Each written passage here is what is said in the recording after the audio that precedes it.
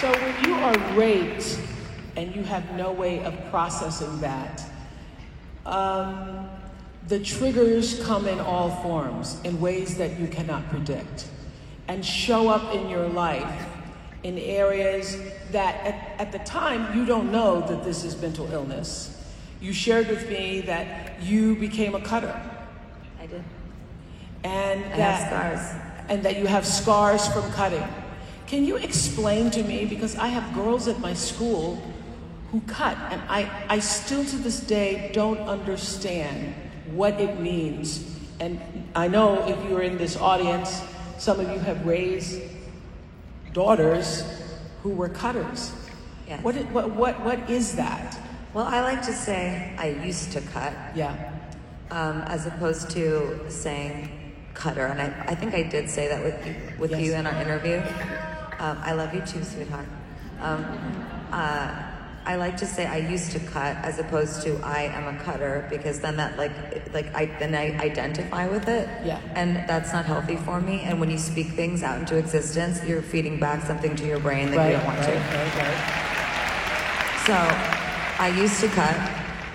Cutting, for me, I believe, happens for a variety of reasons. I also used to throw myself against the wall.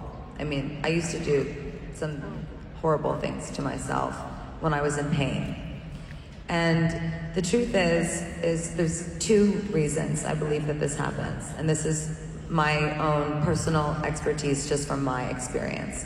Is that for half a second, right, if you cut, you get some relief from the other pain that you're feeling because you have pain somewhere else. But then after, what happens is then you see the blood, and then you feel chaotic, and then you spiral more and more out of control, and it is actually not helpful in any way, and it is going to make your spiral worse. It will make the neurotic state that you're in something that is going to be prolonged instead of shortening the amount of time that you're in it. Another reason, though, that people cut also is to show. And my mom and I always say with Born This Way Foundation, tell me, don't show me. So sometimes I would cut because I didn't want to feel pain, and other times I would cut because I wanted to show people that I was in so much pain, that you were in pain, that I needed help. Yeah. And so when you were speaking on stage at the Oscars about working, it's not about winning, it's about never giving up. All the times you were beaten up and you kept getting up. What kept you getting up? All of you.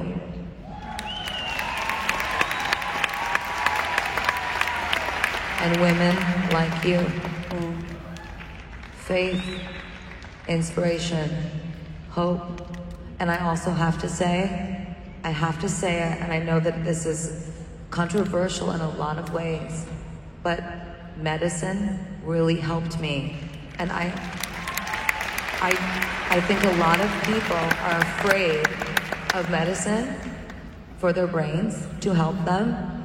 And I really want to just erase the stigma around this, because I'm sick of saying it over and over and over again. And also, by the way, if your primary care doctor is prescribing you an antidepressant, this should not be happening. Your primary care doctor should be introducing you to a psychiatrist who is an expert in brain medication.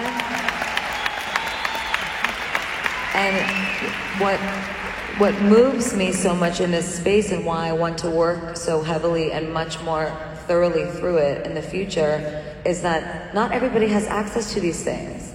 And not everybody has the money for these things. And I want the money for it. I want the best doctors in the world. And I want us to understand the brain and all get on the same page about it, so that Gen Z does not have to deal with this the way that we are right now. Mental health is a crisis. And so medication has helped you. Medication's helped me tremendously. I mean, I take an antipsychotic. I'm in the 1.4 percentile of people that do. And if you didn't take that medicine, what would happen? What would your life be like? I would spiral very frequently, and I would spasm in my sleep. Wow. So, are you able to remain creative in the midst of the pain? Yes. Really? Yes, and that has come from both medicine, therapy, dialectical behavioral therapy, cognitive therapy. DBT therapy, yes. DBT therapy, yes. And also, it's come through something that I learned through DBT, which is called radical acceptance. I am sitting here with arguably the most powerful woman on the planet. Thank you. And I have radically accepted that I will put my shame in a box all the way over there and make it very small. And say to myself, I have mental health issues. I take a lot of medication to stay on board. And I'm a survivor. And I'm living and I'm thriving and I'm strong. And I'm going to take all my life experiences and I'm going to share them with the world and make it a better place.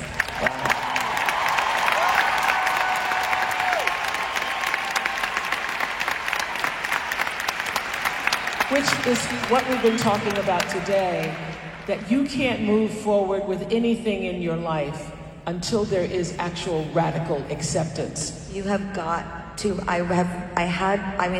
listen, I needed like a glass of wine when they told me this. I remember sitting with my doctor, his name's Andy. And Andy's like, you need to radically accept that you're gonna be in pain every day. And I was like, are you kidding me? I was like, that's how I'm gonna heal? It's just by accepting that I'm gonna feel awful all the time. I'm gonna be in head to toe pain constantly. And he said, you have to radically accept it. And guess what? It took a little while, but I did. And you know what else happened after that? What? Slowly, the pain dissipated, slower and slower and slower, and then all of a sudden I can function. Because I was on the couch, Oprah. I was laid out. I could not move. I was being assessed by doctors to see if they could I had a psychotic break. I told you this in our interview before. Yes. They were just trying to see if they could get me to move at one point. And radical acceptance was key. Also being open to taking medicine, and also being open to talking about my trauma. And it's one of the hardest things that any human can face. And it's a lot easier to go home and have a bottle of wine, or 2, or 3, right? Like just numb it all away. Right.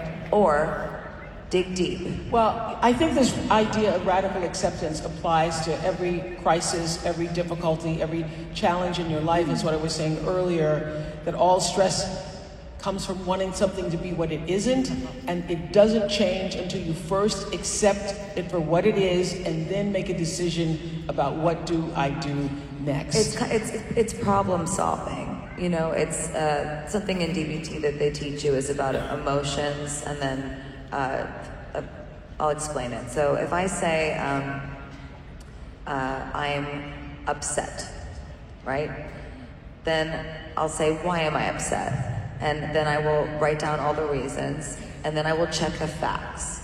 And if the emotion of feeling upset fits the facts, then I'll go to the next stage and I will say, okay, what action am I going to take now to solve this problem? So if I'm upset because I'm in pain, right? Then what's my action going to be? I'm going to take my medication that's going to help me. I'm going to reach out to a friend or my doctor and tell them that I'm not feeling well.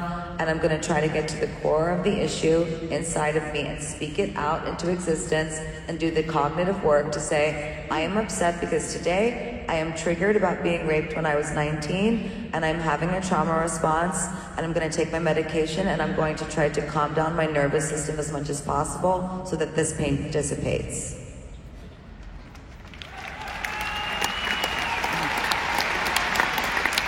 And that